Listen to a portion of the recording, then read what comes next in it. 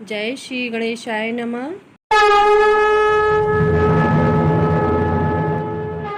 नमस्कार दोस्तों, आज हम बैसाख कृष्ण गणेश चतुर्थी व्रत कथा कहेंगे।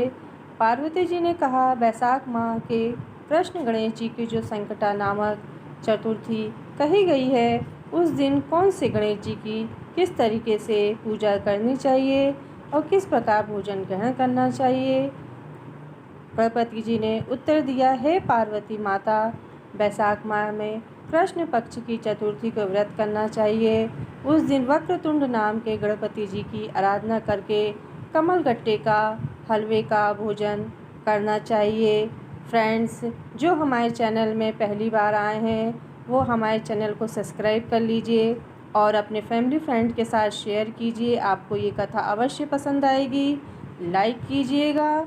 गणेश चतुर्थी व्रत कथा। प्राचीन समय में रंती देव नाम के प्रतापी राजा हुए। जैसे अग्नि तिनके के समूहों को भस्म कर देती है, वैसे ही वह अपने शत्रुओं को नष्ट कर देते हैं। यम, कुबेर, इंद्र आदि उनके मित्र थे। धर्मकेतु नाम का एक श्रेष्ठ ब्राह्मण उनके राज्य में राज्य करता था। उसके सुशीला और चंचला नाम की दो स्त्रियां थीं। सुशीला सदैव कोई न कोई व्रत करती रहती थी, अतः उसका शरीर दुर्बल हो गया। इसके विपरीत चंचला कभी कोई उपवास नहीं करती थी, वह सदैव पेट भर का भोजन करती थी। कुछ समय पश्चात सुशीला को एक सुंदर लक्षणों वाली कन्या हुई और चंचला को एक पुत्र पैदा हुआ।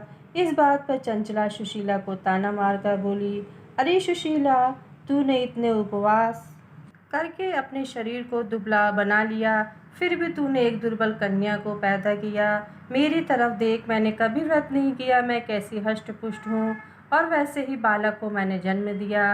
अपनी सौत का ये व्यंग्य सुशीला के हृदय को पीड़ा देने लगा।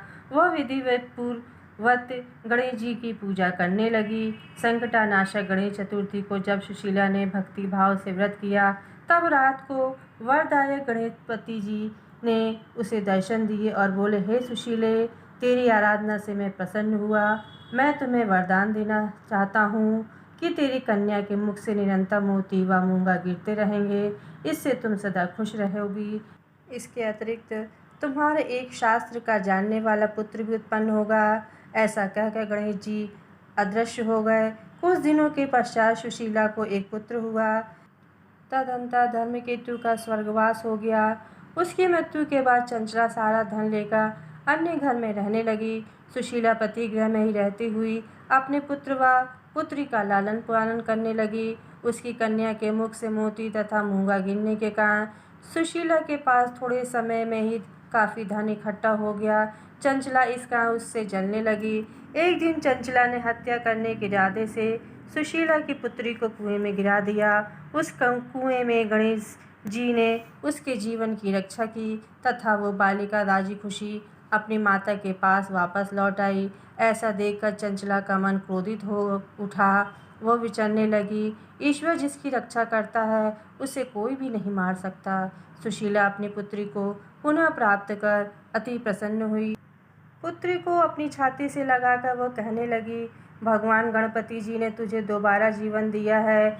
जिनका कोई नहीं होता उनको स्वामी गणेश जी हैं। चंचला ने आकर उनके पैरों में अपना सिर झुकाया। चंचला को देखकर सुशीला बहुत आश्चर्य में हुई। चंचला ने हाथ जोड़कर कहा, बहन सुशीले, मैं बहुत पापिनी एवं नीच हूँ, आप दया करने वाली हैं। आपने दोनों कुलों का भला किया है, आप मेरी गलतियों को क्षमा करें। जिसके भगवान रक्षक है उसका कोई कुछ नहीं बिगाड़ सकता। जो मनुष्य साधुओं एवं अच्छे पुरुषों के दोषों को देखते हैं, वे अपने कर्म से स्वयं ही नाश को प्राप्त हो जाते हैं। तत्पश्चात चंचला ने भी उसे कष्ट नाशक तथा पुण्य को देने वाले संकटानाशक गणपति जी की व्रत को किया। गणपति जी की कृपा से उन दोनों में आपस में दोस्ती हो गई। जिस प्रकार गणेश जी प्रसन्न होते हैं, उसके बैरी भी सखा बन जाते हैं। सुशीला के संकटनाशक गणेश चतुर्थी का व्रत किए जाने के फलस्वरूप उसकी सौत चंचला का मन पलट गया। श्री गणपति जी कहते हैं, हे देवी, मैंने पूर्व काल की सारी बात बता दी। इस प्रकार संसार में इससे सुंदर आपत्तियों को दूर करने वाला कोई अन्य व्रत नहीं है।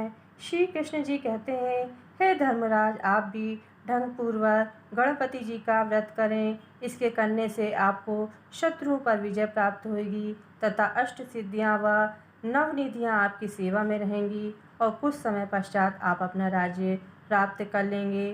बोलो श्री गणेश भगवान की जय।